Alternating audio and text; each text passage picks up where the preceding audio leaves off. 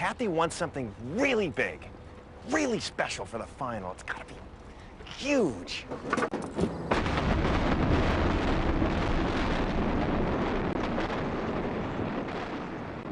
Oh, boy.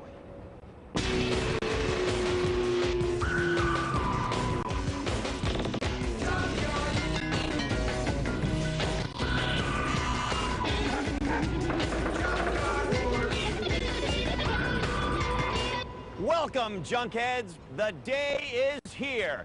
It's finally the finals, and the stakes couldn't be higher. Whoever wins this one can truly call themselves King of the Junkyard. And they also get to walk away with the oily, grubby, and cheap Junkyard Wars trophy. Because it's the final, our teams are in for a special treat. Their challenge is to build us some bombastic building bashers. We've laid our grubby mitts on 2 100-foot-long walls which need to be demolished.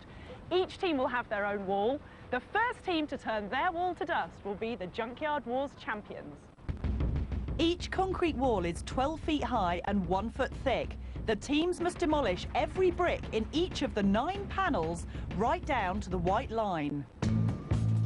From Florida to the finals, our first team are Latino lowriders, the Miami Gearheads. They're Frank, Anthony, and Captain Milton. I'm the captain of the Miami Gearheads, and we have the best team there is. We're looking forward just to have playing fun. I'm from Venezuela. Frank is Cuban. Milton's from Puerto Rico. We got that Caribbean chemistry going on. We are the Miami Gearheads, and we're going back home with that trophy. The Gearheads made their mark when they were the first to bridge the gap, and they flew through the semis to make it to today's finals. Guiding them in the way of destruction is Dan Jacobson. Dan's bashing brains have designed over 100 demolition crunchers, including one that eats Russian subs. Right, let's go, let's go, let's go! Tackling them for the trophy is our team of space scientists from Houston, the Rocket Men. Junkyard calling Jim, Tom, and Captain Mike. We all work together at the NASA Johnson Space Center in Houston, Texas. And we help put people in space. yes, we are wizards. The Rocket Men are going to sweep the series. Failure's not an option. Junkyard Wars, Houston won't have any trouble with this mission. We are the Rocket Men. The Rocket Men blasted their way through the first round with their jet-powered boat and were bang on target in the semi-finals with their torpedo. Helping them to level the place is Chief Destructor Tim Wilson. Tim runs his own demolition company and has pulverized everything from factories to skating rinks.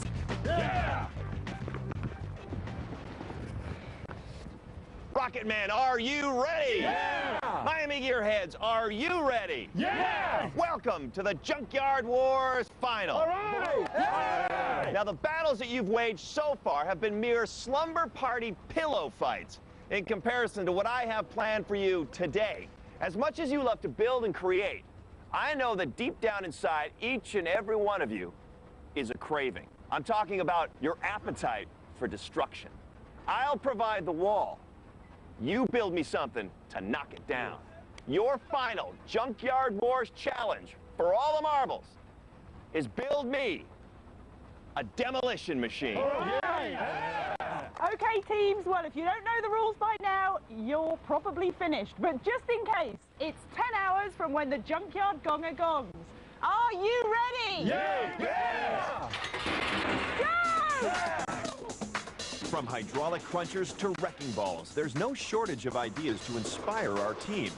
So, before they start building, they'd better hammer out their plans. Okay, Tim, so we have to knock down a wall. How do you propose we do it? We're going to get an old flatbed truck, and we're going to build a framework on it with a pendulum and a wrecking ball. And then you're going to have a rope that'll tie to the engine, come back up here, pull it back, and let her fly. And so we'll just keep pounding down against the bottom of that wall until it knocks over. Basically, what we'll do is we'll fracture the bottom of the wall. Okay. Then we'll raise up and then start hitting the top. The Rocket Men are going simple. Their idea is to build a portable wrecking ball. They'll use a V8 engine as the ball, suspend it from a frame and pull it back with a motor-powered winch. When they let go, the engine will bash the wall to bits. To smash all the wall, they'll have to adjust the height of their ball. And to get about, the whole thing will have to be mounted on a truck. So the key to success is a sturdy frame, a powerful winch, and a working truck. Okay, guys, so it sounds like we've got to get the flatbed early, and we've got to start getting the structural materials and along with chains and so forth. What kind of experience do you guys have with hydraulics? We have plenty of experience with hydraulics. Expert Dan plans to exploit the Miami Gearheads lowrider prowess. Hydraulics is hydraulic. We're going to build a jaw, and it's going to have a movable part in it connected to a cylinder. I'm going to drive the cylinder this way and crush the wall in between here. So we got to mount this thing on a truck. Okay. We got to look for a truck out there that has hydraulics on it. Expert Dan wants to build a hydraulic cruncher to munch its way down the wall. The jaw will be suspended from a frame with pulleys so it can eat the lowest bricks. And to get about, they'll have to plonk it all on a working truck. To power their cruncher, the truck will have to have hydraulics, and that means pistons, hoses and pumps. It's a neat plan, but this is the Gearheads, and the team are not convinced. It's a demolition machine, but it's got to be fast. Why crushing the blocks when we can just knock them down?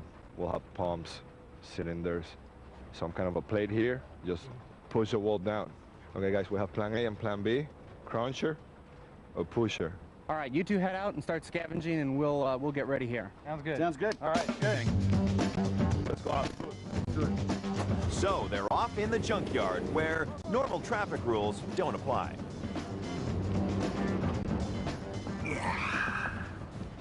Are you all right?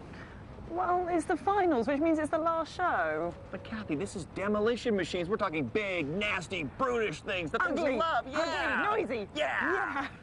Yeah, I'm okay now. Okay.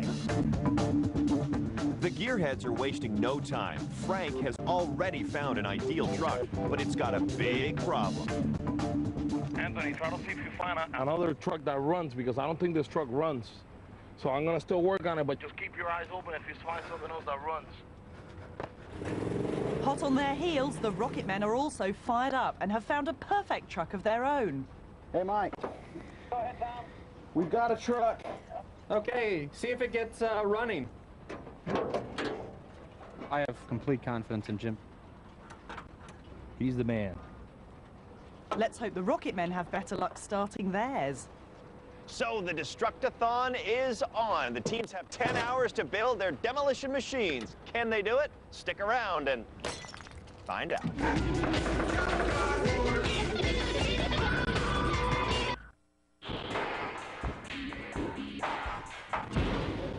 Welcome back to the Junkyard Wars final. Our two teams are in a tremendous tussle to see who can build the most monstrous, megalithic demolition machines, and time is ticking away.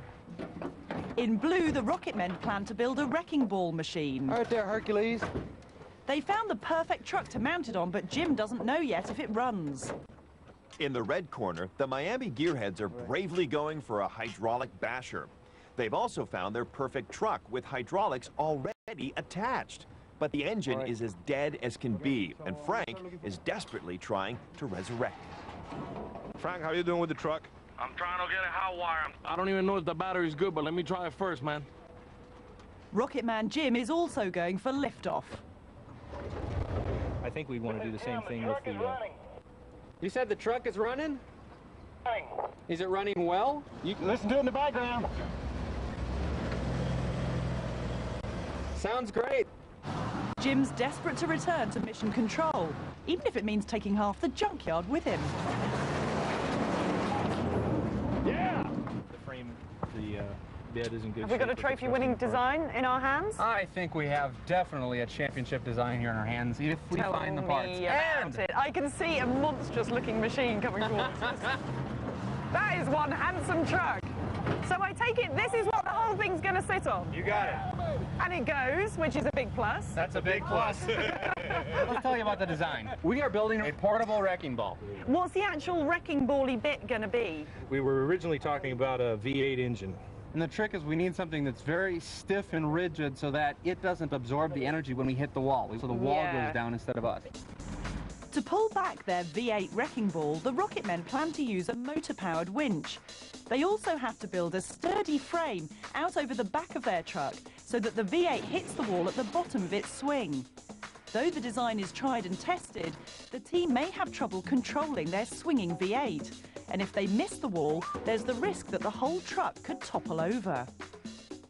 If we can make this work, it ought to be spectacular. It ought to knock that wall right down. And is this quite pleasing to you? Because you normally probably spend all day with computers and, you know, silicon chips and all that malarkey. I tell you, some good, healthy destruction is good for the soul.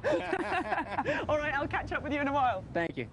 Things are looking grim for the Miami Gearheads.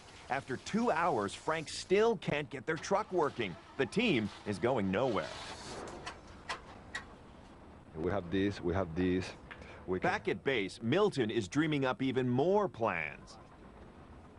Faster to build. And you'll never guess what's next. A wrecking ball. Gearheads, Milton, Dan. Hey.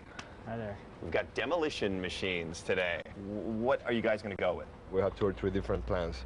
This is a jaw, just crunch the blocks from the top. We'll keep on biting on the wall. So it would be, the wall would be like this, and this would come over the wall, and just keep crunching? Start crunching the whole thing. And you don't think that would be slow? So we're looking at just a plain cylinder to punch the wall.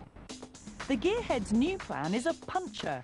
Like the old idea, it relies on hydraulics to pulverize the wall.